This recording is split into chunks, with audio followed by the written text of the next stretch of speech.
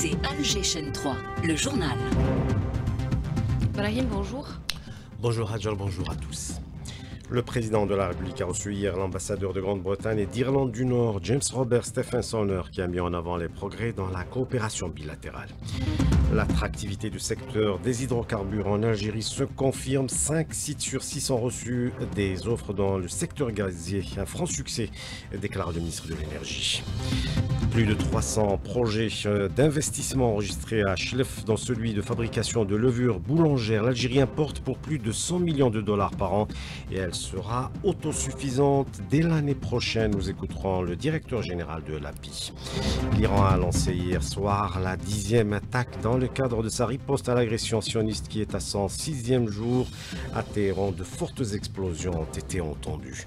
56 Palestiniens tombés en martyrs hier dans un nouveau massacre perpétré par l'armée d'occupation israélienne devant un centre de distribution d'aide alimentaire. Et nous parlerons de la gestion des plages à l'approche de la saison estivale. Le cadre législatif mis en place est débattu à l'APN. Le texte qui garantit l'accès gratuit aux plages propose également des concessions qui seront accordées par les Wali. Du football, le Mouloudia d'Alger est toujours leader de la Ligue 1 après le match nul d'hier et c'est le CR Belouizdad qui est dauphin. La 3e place est à JSK alors que la lutte pour le maintien s'annonce difficile pour le 1C Magra et le S Mostaganem en basketball. Le Bestawali a décroché la Coupe d'Algérie devant l'USM Alger. Et on commence le journal par l'audience accordée par le président de la République. Le chef de l'État, Al-Majid Tebboune, qui a reçu hier l'ambassadeur du Royaume-Uni, de Grande-Bretagne et d'Irlande du Nord, James Robert Stephenson, dans une déclaration a affirmé que les deux pays ont enregistré des progrès significatifs dans la coopération bilatérale dans divers secteurs. On l'écoute.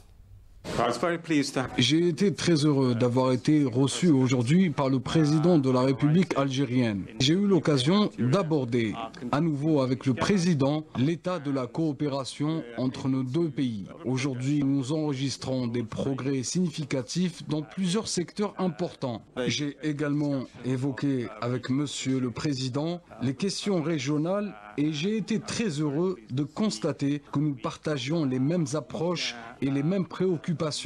Je suis heureux de cette rencontre, d'autant que nous célébrerons bientôt, ici en Algérie, l'anniversaire de Sa Majesté le roi Charles III, l'occasion de retrouver de nombreux amis et connaissances pour marquer cet événement. L'appel à concurrence internationale pour l'exploration et l'exploitation d'hydrocarbures en Algérie a enregistré un franc succès.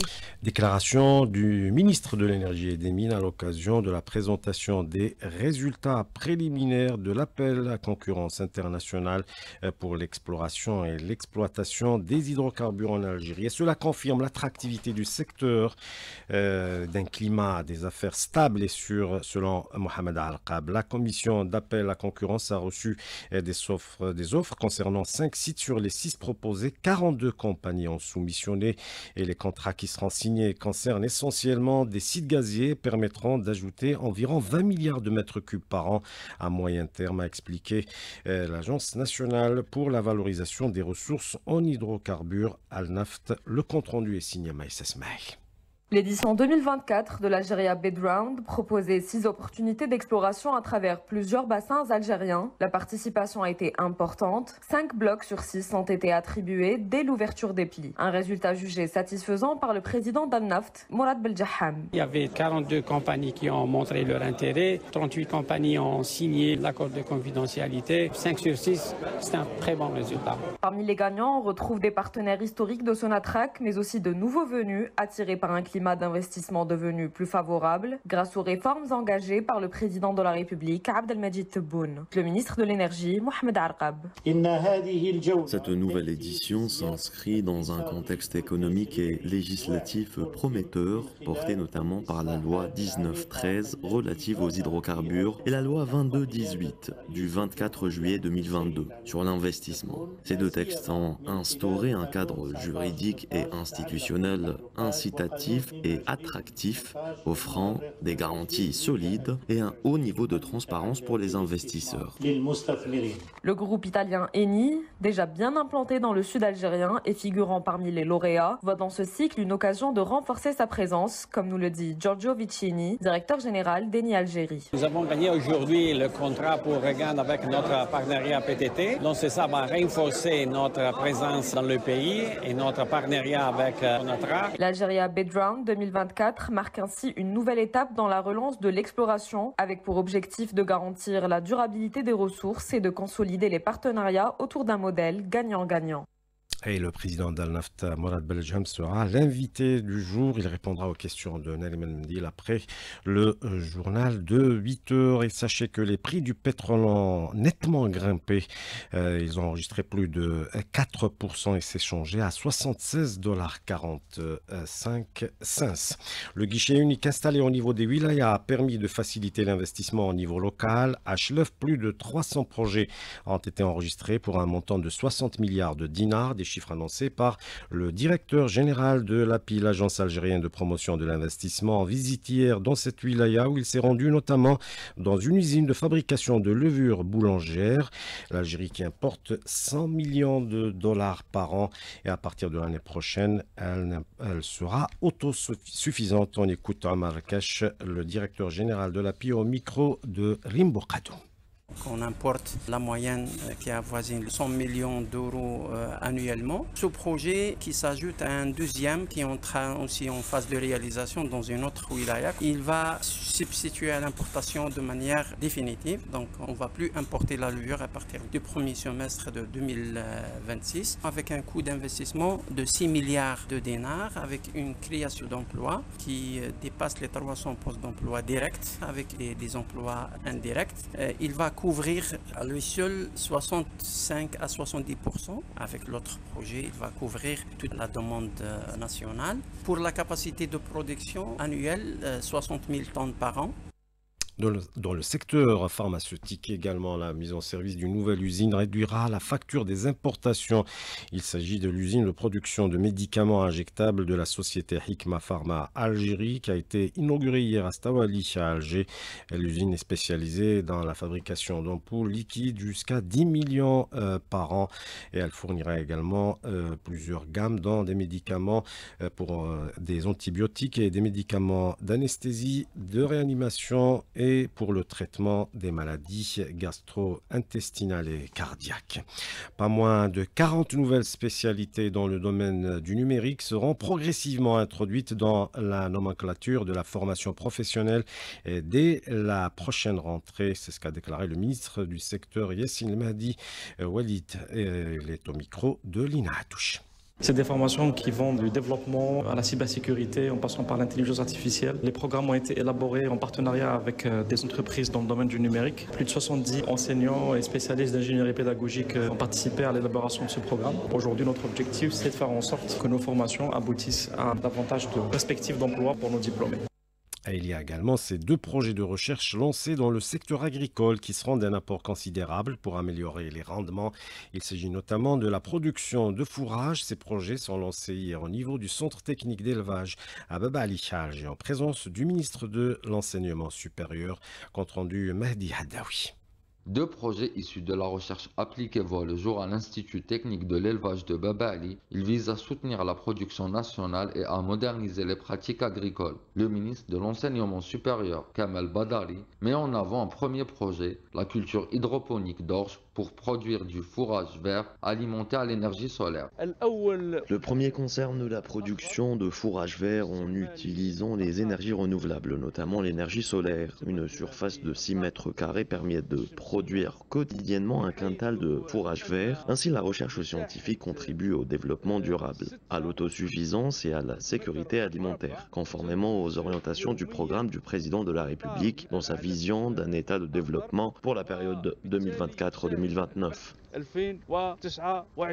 Le ministre de l'Enseignement supérieur a ensuite présenté un deuxième dispositif axé sur le refroidissement des bâtiments d'élevage de volailles. Le deuxième projet stratégique concerne le refroidissement et la vaporisation dans les bâtiments d'élevage de volailles. Il permet d'obtenir une température inférieure de 16 degrés, ce qui protège la vie des volailles, surtout en été, et améliore la production et la productivité. Les résultats de la recherche scientifique sont valorisés et transférés sur le terrain. Ils deviennent ainsi une valeur ajoutée pour l'économie nationale grâce à leur utilisation dans la création de start-up et de micro-entreprises. Ces initiatives rapprochent la recherche du terrain. Elles s'inscrivent dans une logique d'innovation durable et de développement économique.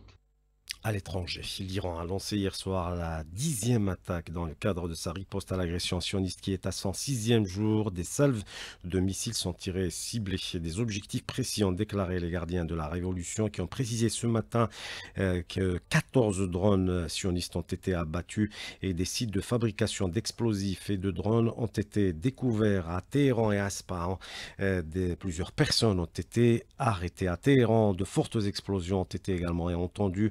Alors que le Premier ministre sioniste affiche clairement sa volonté de déstabiliser toute la région, l'Iran a déclaré son ministre des Affaires étrangères est déterminé à répondre à ces attaques. On écoute l'analyse de Guy Mettan, spécialiste des questions internationales, contacté par les Estalrini. Maintenant, on ne sait pas encore exactement à quoi ça va aboutir. Personnellement, je ne pense pas que l'Iran va céder. C'est une grande puissance régionale. Elle a des moyens. Elle a aussi des ressources en armement, en ingénieurs. Elle ne va pas céder comme ça au chantage israélien si facilement. On voit d'après les attaques qu'il y a encore une capacité de réponse. Je me demande justement si le fait que le président Trump ait quitté précipitamment le sommet du G7 au Canada n'est pas dû justement à de mauvaises nouvelles sur le front irano-israélien. On peut en tout cas sérieusement se poser la question. Donc personnellement, je suis loin de penser que l'Iran serait proche de capituler après 5 jours de combat. Ça risque de se prolonger. Et pendant ce temps, le génocide des sionistes se poursuit à Gaza où 56 Palestiniens sont tombés en martyrs hier dans un nouveau massacre perpétré par l'armée d'occupation israélienne devant un centre de distribution d'aide alimentaire dans le sud de la bande de Gaza. Une paix durable en Syrie passe par un processus politique sincère et inclusif mené par les Syriens eux-mêmes. Déclaration du groupe A3+, au Conseil de sécurité dans l'Algérie en fait partie et dans une allocution lue au nom de ce groupe lors d'une réunion du Conseil de sécurité sur la situation en Syrie. Le représentant permanent de l'Algérie auprès des Nations Unies, l'ambassadeur Amar Benjama, a souligné que la stabilité de la Syrie constitue la pierre angulaire de la sécurité et de la prospérité dans toute la région. On l'écoute.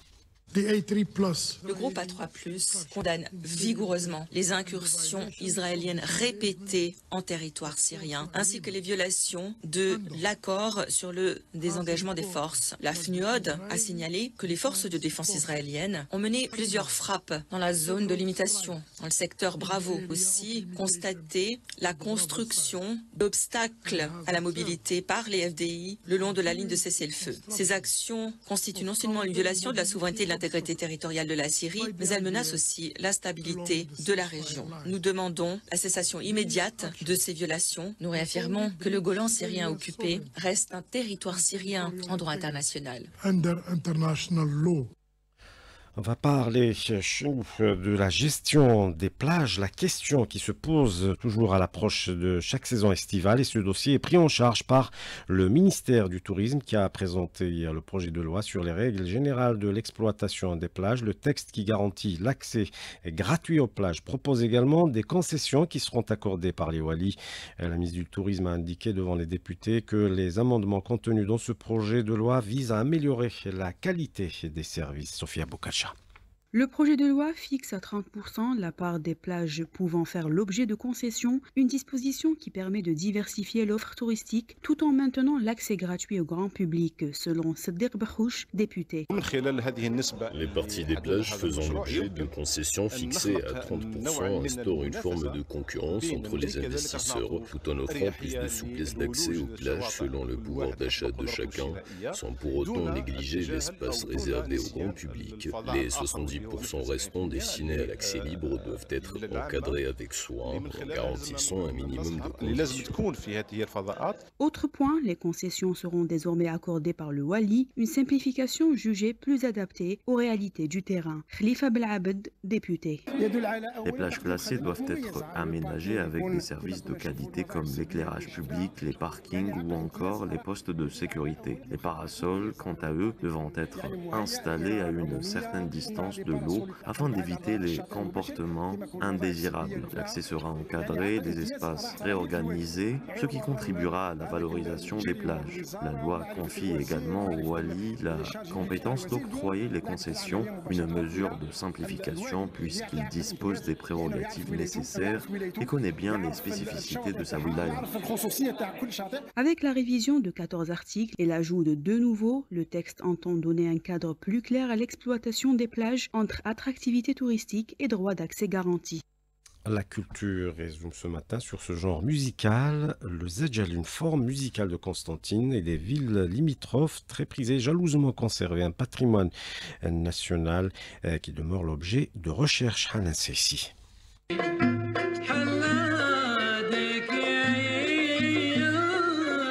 Le Zedjel enchante les mélomanes depuis au moins 11 siècles. C'est un patrimoine artistique national des plus importants qui a su s'ouvrir à la dynamique du temps. Samir Boukridira, chef d'orchestre Malouf. Il y a à peu près 300 pièces Zedjel à Constantine. On a enregistré la majorité en 2015. Il reste quand même des Zedjel qui ne sont pas connus sur la scène. Le Zedjel, vous trouvez à Constantine. Et bien sûr, les villes limitrophes comme Annaba, Mila, Guelma. Les musiciens ont repris quelques Zedjel en les jouant avec des instruments. Et ça a donné quelque chose de très bon. Toutes ces pièces magnifiques qui leur a donné un autre charme, une autre dimension. Dérivé des Mouachahat de l'Andalousie, c'est en Algérie qu'il trouve son ancrage. Abdelkader Ben Damash, chercheur en musique algérienne. Cette musique s'est transportée en grande partie en Algérie vers le Xe siècle. Abdelmalek ibn Quzman, il a imaginé le Zedjel avec 3 ou 4 couplets de chants Zedjel qui veut dire populaire,